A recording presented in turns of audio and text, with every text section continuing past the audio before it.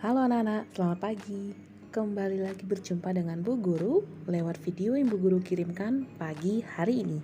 Ya, hari ini kita kembali lagi bertemu dengan pelajaran kedua untuk minggu ini, yaitu Bahasa Indonesia tema 1 subtema 1. Oke, sebelum kita memulai pelajaran kita pagi ini, seperti biasa kita berdoa terlebih dahulu. Oke, ya, berdoa disilakan. Berdoa selesai. Oke, terima kasih anak-anak. Nah, kita mulai pagi ini dengan bahasa Indonesia. Kita lihat bersama-sama ya. Di sini ada gagasan pokok dan gagasan pendukung. Gagasan pokok adalah topik yang dibahas pada sebuah teks. Nah, gagasan pokok ini ditemukan biasanya pada kalimat utama yang letaknya itu ada di bagian awal, akhir, atau awal dan akhir dari sebuah paragraf. Yang kedua ada gagasan pendukung. Gagasan pendukung adalah uraian atau informasi tambahan pada suatu bacaan. Oke? Nah, kita lihat bersama-sama ya. Ada cara menentukan gagasan pokok dan gagasan pendukung. Yang pertama, tentu saja anak-anak diminta untuk membaca teks dengan cermat.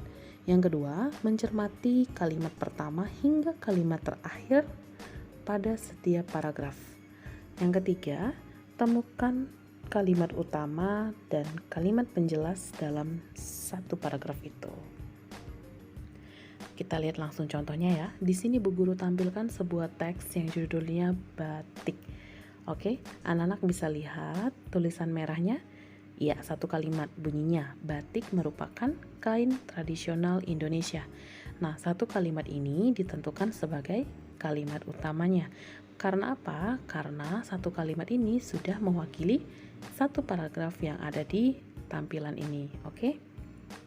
Kita lanjut kembali. Masih dengan teks yang sama, batik, cuman Bu Guru ganti aja warnanya biar beda. Nah, selanjutnya kita diminta untuk mencari kalimat penjelas. Kalau tadi kalimat yang di awal itu sebagai kalimat utama, maka coba dilihat tulisan ungu yang ada di tampilan ini. Iya, lumayan panjang kan? Nah, berarti dia sebagai kalimat penjelas, gitu ya. Bunyinya, kain batik dihasilkan dengan cara dilukis atau dicetak menggunakan malam atau lilin yang dipanaskan. Kain batik berasal dari Pulau Jawa. Seiring berkembangnya waktu, batik tidak hanya ada di Pulau Jawa. Beberapa daerah di luar Pulau Jawa juga menggunakan batik sebagai pakaian tradisional. Misalnya batik Bali.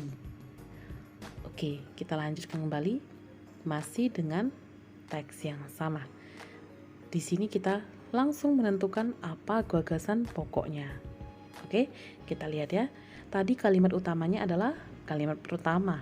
Batik merupakan kain tradisional Indonesia. Ya. Nah, ketika kita mengubahnya menjadi gagasan pokok, kita ubah lagi kata-katanya. Boleh dikurangi, boleh ditambahkan asalkan maknanya masih sama. Misalnya di sini ditentukan gagasan pokoknya bunyinya batik merupakan kain asli Indonesia gitu. Jadi langsung kain asli Indonesia. Dihilangkan kata tradisionalnya, kemudian diganti menjadi kata asli. Nggak apa-apa, yang penting kan maknanya masih sama.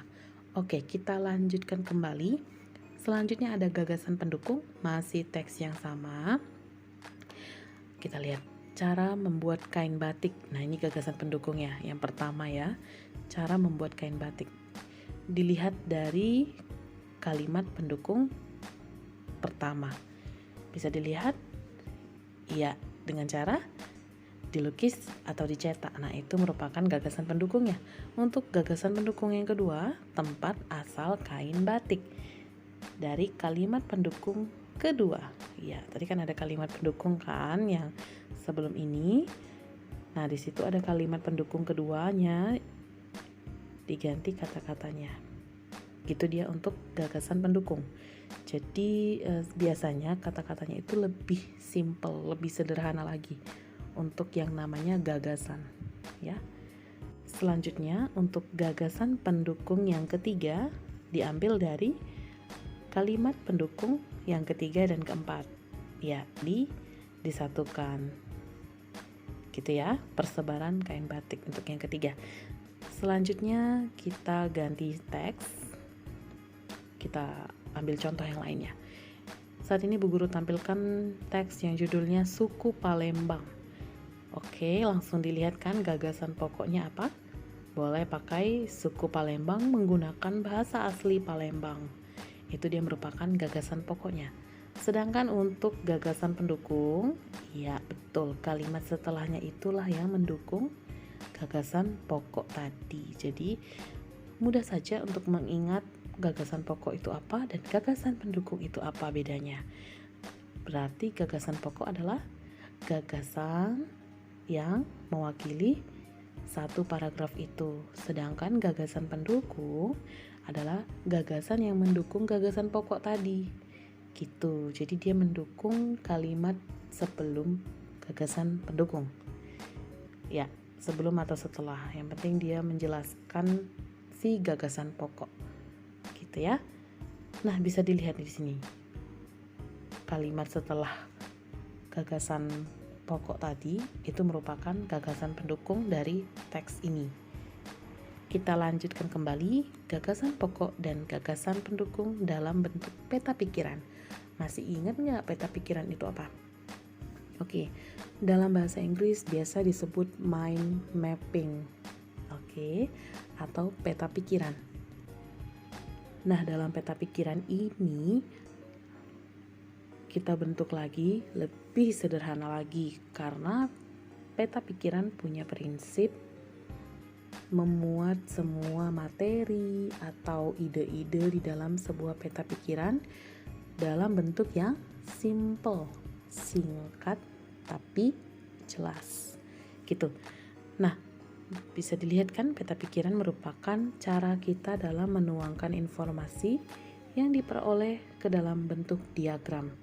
Diagram banyak, tapi saat ini kita lihat dulu diagramnya yang seperti apa. Kita lihat ya. Misalnya ada teks Reog Ponorogo. Oke. Nah, dari teks Reog Ponorogo ini ditentukanlah gagasan pokok dan gagasan pendukungnya. Nah, seperti yang di sini ada gambar panah, satu ke kiri, satu ke kanan. Kemudian ada box kotak yang isinya gagasan pokok dan satu lagi gagasan pendukung. Itu dia salah satu bentuk diagram yang bisa kita hasilkan dari membuat peta pikiran, ya.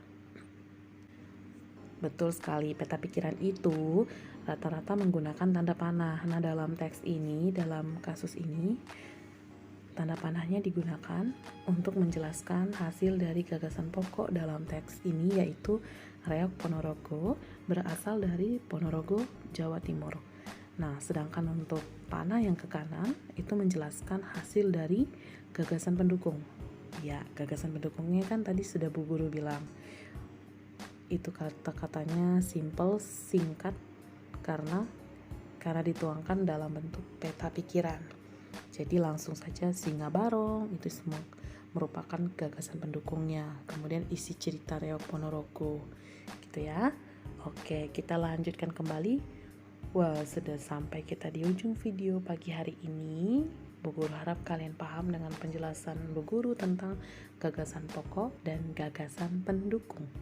Ya, kalau misalnya masih ada kebingungan seperti biasa, bebas boleh langsung bertanya lewat WhatsApp Bu Guru. Ya, sekian dulu materi dari Bu Guru pagi ini. Semoga kalian paham dengan apa yang Bu Guru jelaskan dan tetap sehat selalu dimanapun kalian berada. Salam sehat, salam DigiTM.